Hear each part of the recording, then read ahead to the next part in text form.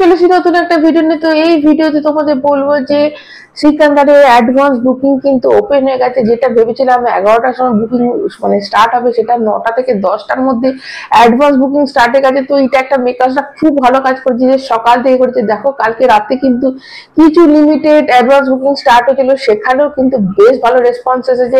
এবার তোমাদের বলি যে কত করলে এটা কিন্তু বিট করবে। দেখো আমি জওয়ান, পাঠান বলো, ভুলভুলাইয়া বলো, সিংঘাম এগেন বলো, পুষ্পা বলো, তো এইগুলোর অ্যাডভান্স বুকিং কত ছিল এবং সিকান্দারের কত করতে হবে সেটা তোমাদের একদম বলে দিই। প্রথমে যেটা বলবো সেটা হচ্ছে নাম্বার 1 হতে গেলে কত অ্যাডভান্স বুকিং হতে হবে সেটা তোমাদের বলবো। তো পাঠানের হয়েছিল 32 করোড়, অ্যাডভান্স বুকিং হয়েছিল 32 করোড় এবং ওপেনিং করেছিল 51 কোটি টাকা। কারণ ফার্স্ট ডে কালেকশন ছিল 51 কোটি টাকা এবং এদের যে 32 করোড় হচ্ছে অ্যাডভান্স বুকিং এটা টোটালি করেছিল।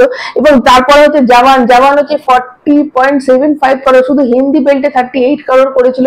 এবং তোমরা জানো যেটা ওপেনিং এ 65 করোড়ের নাম্বার 1 কিন্তু এখনো আছে। হিন্দি বলিউডে কোনো সিনেমা যে 65 করোড় নেট কালেকশন করেছিল বক্স অফিসে ফার্স্ট ডেতে।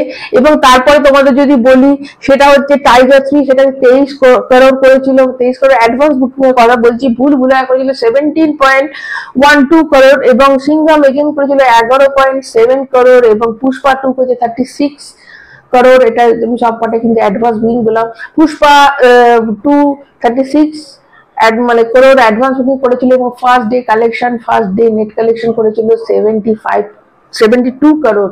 এটা আমি হিন্দি বেল্টের কথা বলছি, 2D বলছি।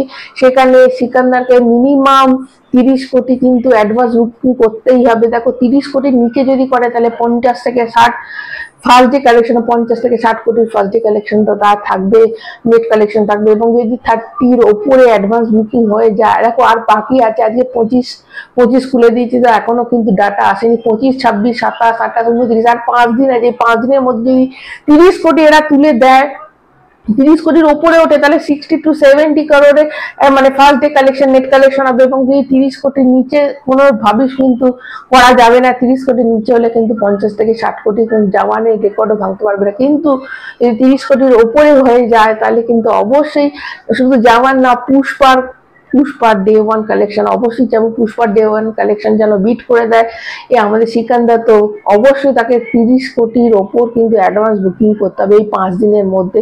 তো আজকে সকালে যেমন খুলেছে 7 লাখের মতো অ্যাডভান্স বুকিং হয়েছে এবং অ্যাভারেজ টিকিট প্রাইস যে 263 টাকা এরকম একটা ওভারঅল যেটা টিকিটের প্রাইস সেটা হচ্ছে 263 টাকা। এবার যত টাইম যাবে তত তোমাদের অ্যাডভান্স বুকিং আজকে কত হলো, ডে 1-এ কত হলো, আজকে যদি ডে 1 ধরা হয় তাহলে ডে 1-এ অ্যাডভান্স বুকিং কত হলো সেটা কিন্তু রাতের আগে থেকে জানা যাবে না।